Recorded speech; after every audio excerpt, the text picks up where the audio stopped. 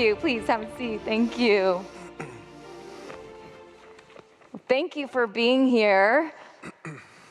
Yamamoto さんもどうもありがとうございます。本日はよろしくお願いします。よろしくお願いします。We thank you for joining.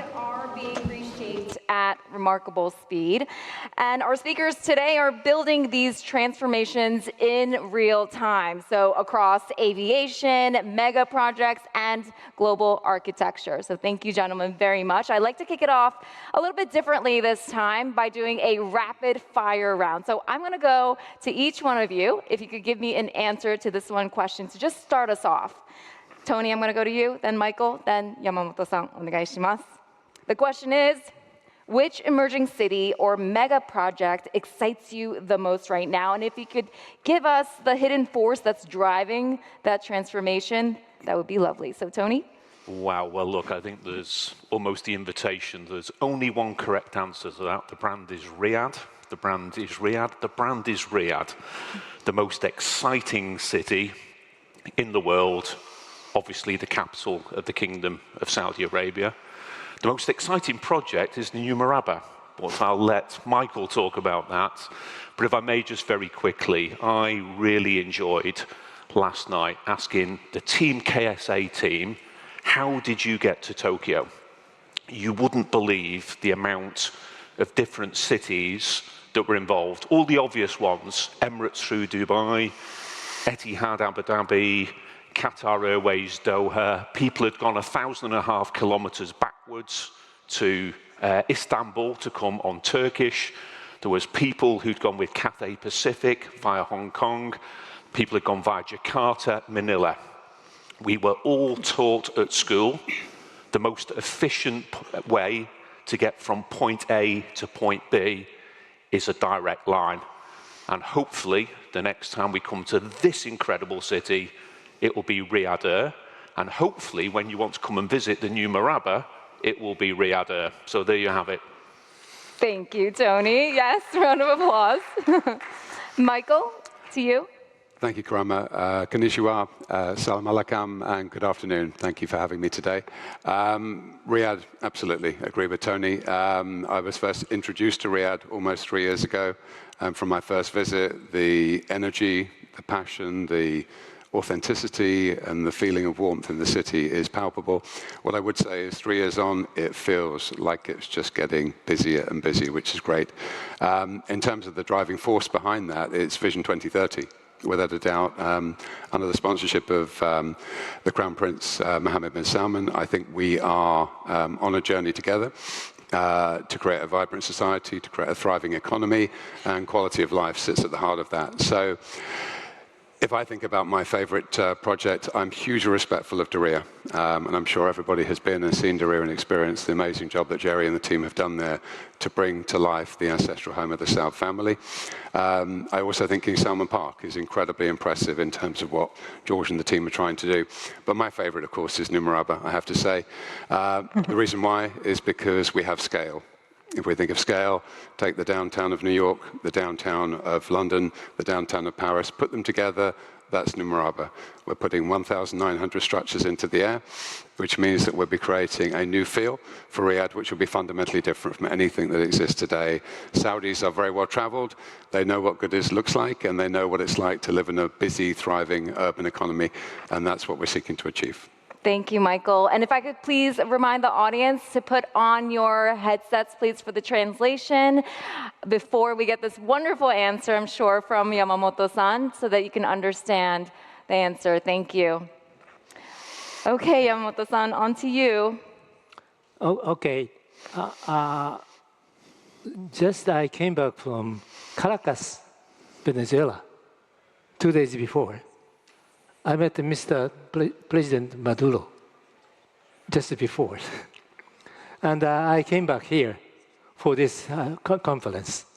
Its comeback is very difficult because the airplane do not useful at the moment from Caracas to go outside. So I used the official airplane and go to Bogota and also come back to other place and also in Spain and came back to here. It's a long way. Yesterday, I came back. And my answer, I was invited to many places after the Crystal Award and also the Pritzker Prize. And many places called me of the poor people and very something struggle place. And I visited many places and the so-called slum. Many slums in Asia and South America. And now I am working for the Venezuela slum changing. So it's my very exciting work. Now I am working. So for you, it's about reinvigorating maybe an older existing community like a slum that you just talked about. That's right. And I think we'll have a mix of English and Japanese. So keep your headsets on and we'll see. And also our panelists, if you'd like to hear Yamamoto-san's answer, please put on your headsets so we can understand each other. Thank you. Okay, well, thank you, all three of you, for those answers. We, I think, have some vivid pictures now of some of these destinations, of what's emerging. I'd like to look at the technology behind them now and bringing them to life. So, Tony, as a startup, you said yourself that Riyadh Air is a digitally led business. What digital innovation has been transformative and not just experimental? So if I may, as a lead-in, Richard, to you and your FII team, I know I'm probably speaking on behalf of everybody, congratulate yet another incredible event. I always sit in the front or as close as the front as I'm permitted and listen with great interest and learn an awful lot. And earlier today, understandably, quite a conversation around AI and digital. And we're in the connection business. We're in the hospitality business. We're here to serve. And we connect people. We connect communities. We bring people together, like in this room, from two different parts of the world. And it's generative. You know, there's value add, information, ideas are shared. But of course, to give great service and connectivity, it's about embracing some of the technology that we've heard of to make that experience easier and better. So Riyadh started its service on the 26th of October, 5 weeks ago. We're now daily into London Heathrow. We have another aircraft under inspection with the FAA, finished now. We have one in the paint shop. We have one coming off final assembly on the 10th of December. We have another one going into final assembly on the 12th of December, so the pace is now picking up. But the technology is how we allow the traveling public to be able to experience that. So we didn't have a legacy starting position. We didn't have to use systems that have been around in many cases for 50 or 60 years. And what we've developed is a concierge. It's a digital concierge. It's got more in common with Amazon as online offer order, the way many of us might shop. In our part of the world, noon.com. In other words, I could put all four of us in the basket on the concierge app. We could go 4 different cabin classes. Richard might want to go a day later, so there's now 4 of us, 4 different cabin classes, 2 different days, all in the same order. Now, in the past, that would have required, as we've all experienced, an individual PNR, how it's all administered. Now, let's imagine that you then cancel for whatever reasons, you get instantly credited back. So we've been able to curate this in a digital way that therefore gives us a far better experience. But because we've said we're going to Riyadh, it has the context of when we're going and where we're going. So it comes up, it's Riyadh season. Oh, that's interesting. Maybe we didn't know. It gives the opportunity to add to the basket on the transaction. So for us, this was an opportunity to move the whole experience forward so we can personalize it much more to what people and traveling communities want. Well, that sounds exciting because I think everybody in this room travels quite a lot from what I hear. Michael, how about you? New Murabba is one of the most ambitious projects in the world at the moment. What piece of technology or design intelligence shapes your approach? So firstly, we're very fortunate insofar as we have a blank canvas, and most cities that we seek to expand or to develop, they tend to be trying to retrofit within existing parameters. So we have a blank canvas, which means we have the ability to conceive and design a city which is born smart, which means we're able to work out and optimize the flows and to develop the best experience for visitors and residents. We do this using many digital tools, but in particular digital twin.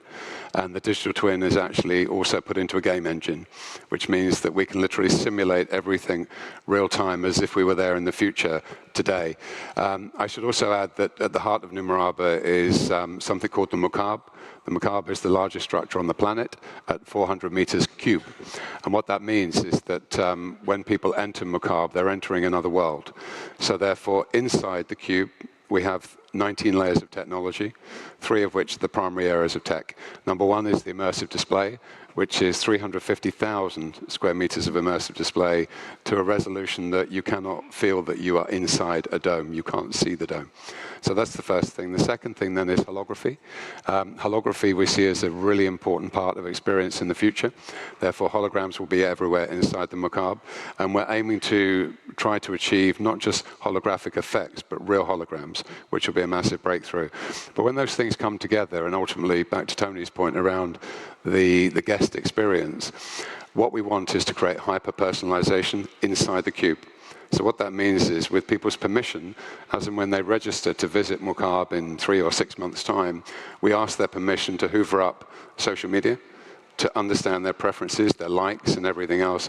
And we use an AI brain to actually curate personal journeys for those individuals. And back to Tony's point, if there were a family of 4, they can all have a personal journey which can be different. And that's fueled by AI. And the final thing we're trying to solve for, which we're really excited about, is the fact that if people's preferences change from the point at which they book to when they get there, AI will respond in real time and provoke and prompt alternative experiences for them. Thank you, Michael. I mean, Yamamoto-san, we're hearing, right, that these cities are becoming more global. How can design, which is your specialty, how can design protect and maybe sometimes even reinvent the cultural essence of a place while still embracing progress like we want? Thank you for your question. As was mentioned, design is of the essence. It is increasingly becoming important. We are talking about the urban design or design of the products. So we can safely say that designing is the single most important thing in this era. For example, in my case, as was mentioned earlier, I am invited by many countries in the world. Why? Well, at the time of the Pritzker Prize, they said that the Yamamoto's architecture is the connection between the architectural, the item, and the community. So there was a very high evaluation. And I was very much honored. I was really appreciative for this. And then I was able to visit many countries based on their requests. Manila, for one thing, they have Tondo, the area which is a major slum. In Guatemala, they also have a large slum area. And the problem is that the people in the community, the town, and the people in the slum have difficulty dealing with each other, so they are not in good terms with each other. I visited Indonesian cities, and they are in turmoil. And there are the large skyscrapers, large number of skyscrapers, and there are a lot of traffic congestions. And the government of Jakarta is now thinking of relocating the capital from Jakarta to other city. So that means that they are now discarding Jakarta. I think this is posing a major problem. In my lecture, I emphasize that it is not right to abandon the Jakarta. And I am visiting the Venezuela these days, Caracas.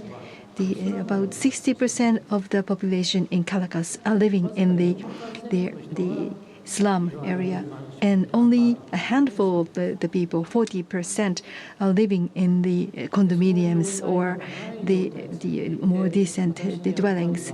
So I have many experiences with the people who are living in these slums. In what way are we able to create the involvement from the President Maduro? He raised this issue to me, and I was more than eager, more than ready to take on that challenge.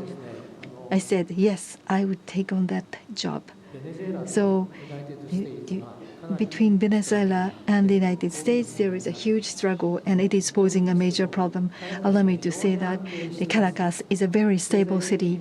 It is safe. It is quite stable economically. There has been some economic sanctions, but people in the community are doing their best so that they are holding the city in a very stable manner. Many people in the world are saying that that city is in the turmoil, and this is not true. So off the coast of the Venezuela, they have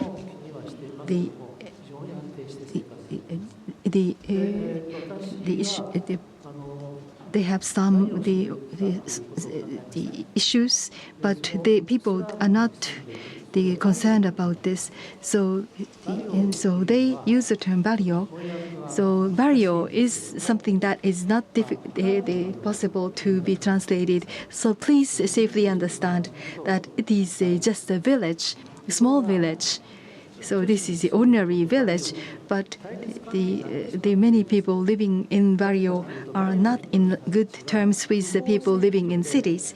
So in the case of barrio, they created their city, their town by illegally squatting in these places. I'd like to show you. Can you see? We can see it, yes. Visual aid, of course, of the project. They are making by themselves. これは勝手に作っちゃった。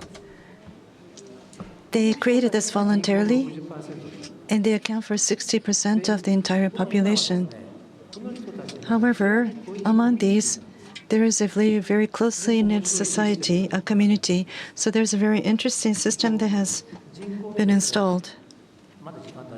Do I still have time? About 2 or 3 minutes. So 60% account for 3,600 households, and they create a community, a comuna. And these are broken down into 9, in which are communal councils. So in one communal council, there are 50 to 400 households in that one comuna as a unit. And there's what is a vocero, who is the leader of the council. The community system is very solid, and there is governance by the residents, and they earn income together. They'll build their own homes. And the community system is very effectively functioning. And I thought about a system by which they will be able to build their own homes. However, the ground is not solid, and therefore there needs to be a firm infrastructure in place, which also requires investment. And without the help of the outside world, this is not going to be possible. So this is the kind of system I thought about. So what will I do? What do you think I will do? It's an absolutely good method. People making their own homes. The people in the community, the barrio, will earn money. So how do they do so? By creating a tourist destination.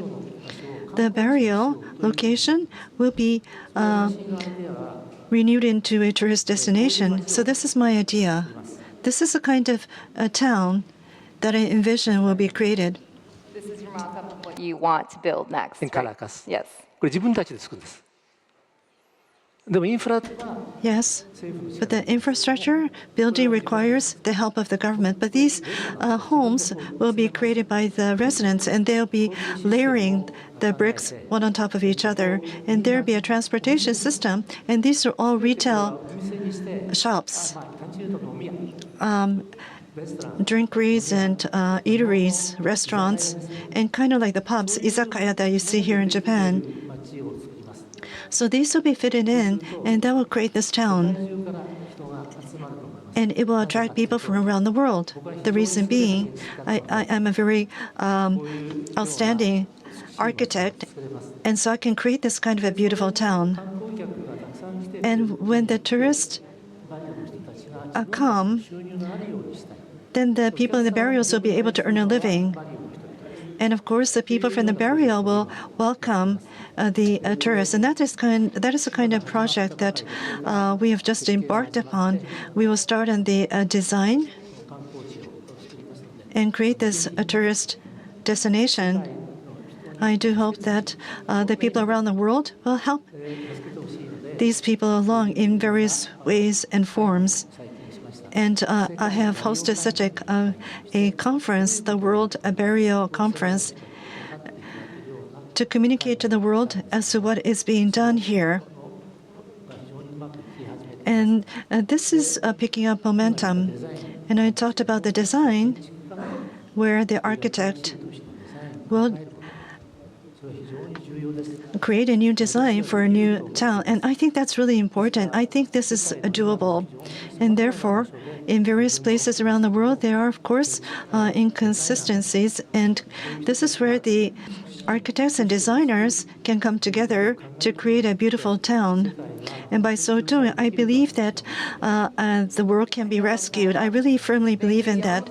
Reminding us that, you know, the culture and keeping the community really, really important here. And thank you also for bringing the visual aid of your recent project. We're very excited to see it come to life. I think we all want to see that. And thank you for explaining all that. To just wrap up, Tony and Michael, I just want to come to you to answer the question on this wall.